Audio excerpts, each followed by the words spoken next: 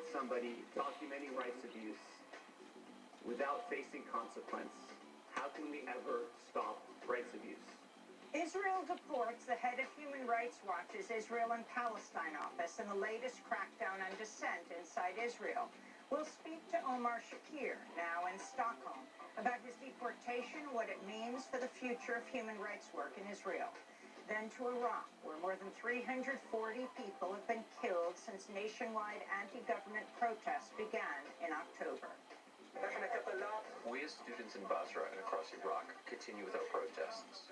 Now we are in the 5th week of the student strike. We will continue to protest until we overthrow the regime and dissolve parliament, and until all the political class resigns and the election law is changed.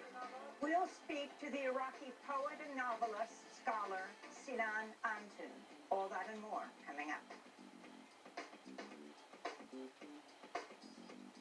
Welcome to Democracy Now!, democracynow.org, The War and Peace Report. I'm Amy Goodman. A federal judge has ruled President Trump cannot block top White House officials from testifying in the ongoing impeachment hearings. The judge's reasoning, stated simply, the primary takeaway from the past 250 years of recorded American history is that presidents are not kings, she said. Judge Ketanji Brown Jackson's ruling says former White House counsel Don McGahn must comply with a congressional subpoena and testify to impeachment investigators about President Trump's efforts to obstruct the Mueller inquiry. The Justice Department says it will appeal the decision. The ruling could have a sweeping impact on the impeachment hearings, where a number of top officials, including former National Security Advisor John Bolton, have so far refused to testify. Meanwhile, federal prosecutors appear to be widening the probe into Trump's personal attorney, Rudy Giuliani. The Wall Street Journal reports recently issued subpoenas for people with ties to Giuliani suggest prosecutors may be investigating possible money laundering, obstruction of justice, and campaign finance violations. The Supreme Court has temporarily blocked a lower court ruling that would have required President Trump's accounting firm to release his financial records to the House Oversight and Reform Committee. The Supreme Court will now decide whether it'll hear the case, which could set a major precedent about the balance of power between Congress and the executive branch. In northern Syria, U.S. troops have resumed combat missions against ISIS militants 2 months after President Trump threw the region into turmoil by abruptly announcing the withdrawal of all U.S. troops from northern Syria, clearing the way for the Turkish ground invasion. Despite Trump's claims he was bringing the troops home, some soldiers were moved to Iraq, while others stayed in northern Syria to guard oil fields. Now the Pentagon says it's resuming combat operations against ISIS. At least 500 U.S. soldiers are currently deployed to Syria, many of them in combat roles. The United Nations says greenhouse gas emissions surged to record high levels last year. The new report also says the increase in methane levels in 2018 was the highest increase in the last 20 years. Methane's an extremely powerful greenhouse gas. This is the World Meteorologist Organization's Secretary General, Petteri Talas. Last year we have seen emission growth continued, has been growing for the past 2 years, and the estimate for last year was 2.1% increase. So despite the Paris Agreement, the emissions are still growing. In Kenya, at least 56 people have died in landslides near the Ugandan border. The landslides were triggered by unusually heavy rains. Increased rainfall rates have been linked to climate change. Leaked documents have shed new light on China's government's network of prison camps in the far western region of Xinjiang, where as many as 1 million Uyghur Muslims have been detained without trial. The Chinese government says these prisons offer voluntary education, but the leaked documents reveal a campaign to force prisoners to change their language, culture, and religious beliefs. British human rights lawyer Ben Emerson said, quote, "It is very difficult to view that as anything other than a mass brainwashing scheme designed and directed at an entire ethnic community," unquote. Chinese government has denied carrying out any human rights violations against the Uyghurs. Colombian President Ivan Duque has called for a national dialogue as massive protests continue to rock the country following last week's general strike. The demonstrations began as a protest against corruption, economic inequality, and the killing of indigenous and community leaders. Many are now calling for the ouster of Duque's right-wing government. Protesters around the world took to the streets Monday to protest violence against women. Crowds poured into the streets in Spain, Guatemala, Russia, Sudan, Turkey, South Africa, Bulgaria, France, Chile, Colombia, El Salvador, and beyond to mark the International Day for the Elimination of Violence Against Women.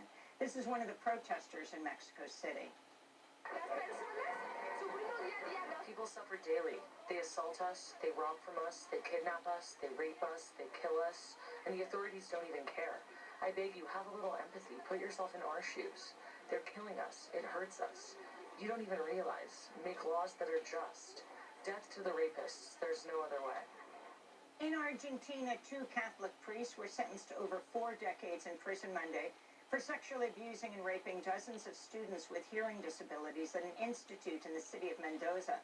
One of the priests had previously been investigated for sexual abuse at a school in his home country of Italy in the 70s, but was not convicted at the time. A former gardener of the school in Argentina was also convicted for sexual abuse crimes that were reported by over 20 alumni and took place between 2004 and 2016. In Minnesota, at least 30 water protectors blockaded the entrance of the Enbridge Line 3 pipeline Monday morning. The proposed controversial pipeline would carry tar sands oil from Alberta, Canada, to a terminal in Superior, Wisconsin. Its path would cut through Minnesota, where indigenous communities have been fighting its construction, saying the pipeline would violate tribal sovereignty and contaminate the land and water. In Baltimore, Maryland, 3 men who were wrongfully imprisoned in 1983 have walked free from prison after spending 36 years behind bars for a crime they did not commit. Alfred Chestnut, Ransom Watkins, and Andrew Stewart were arrested and jailed on charges of shooting 14-year-old DeWitt Duckett in the hallway of Baltimore's Harlem Park Junior High School, allegedly because they wanted to steal his jacket. The 3 African-American teenagers always maintained their innocence. Now in their 50s, the 3 men were released Monday after a review of the case revealed multiple errors, including the fact that the state's attorney lied about the evidence and that the police pressured teenage witnesses. Google has fired 4 employees who've been active in labor organizing inside the tech giant. One of the fired workers, Rebecca Rivers, had objected to Google's bid to collaborate with CBP, that's Customs and Border Protection. Another one of the fired workers, Lawrence Berlin, had protested hate speech on YouTube, which is owned by Google. The company claims all 4 workers were stationed in Montana, which has suffered high rates of violence against indigenous women and girls. The Justice Department's new initiative would invest $1.5 million to hire specialized coordinators in 11 U.S. attorneys' offices that have a large number of caseloads from Native American reservations. The coordinators would be responsible for developing protocols to improve the response of law enforcement in missing people cases. For years, indigenous activists have been protesting the high levels of violence against indigenous women and girls. Many have called for the restoration of tribal criminal jurisdiction over non-Native Americans who commit crimes on tribal land. This is Mary Catherine Nagel, an attorney and citizen of Cherokee Nation, speaking on Democracy Now! In 1978, the United States Supreme Court took away tribal criminal jurisdiction over non-Indians, and as the United States Department of Justice has reported, unfortunately, the majority of violent crimes against our Native women are committed by non-Indians. And so that means that, quite often our tribal governments, their hands are tied because of the legal framework the federal government has put in place. Native American women experience some of the highest rates of murder, sexual violence, and domestic abuse nationwide, with several federal studies showing indigenous women are killed at a rate more than 10 times the national average. And those are some of the headlines. This is Democracy Now!, democracynow.org, The War and Peace Report. I'm Amy Goodman. Efforts have only shined a light on the very issues that Israel is trying to cover up. But of course, what's happening to me must be noted is small compared to what Palestinians face. In addition to Late's travel ban that you mentioned, in recent months we've seen Al-Damir, a Palestinian prisoner rights organization, have their office raided by the army. We've seen a field researcher with Beit Salem who was detained while doing field work.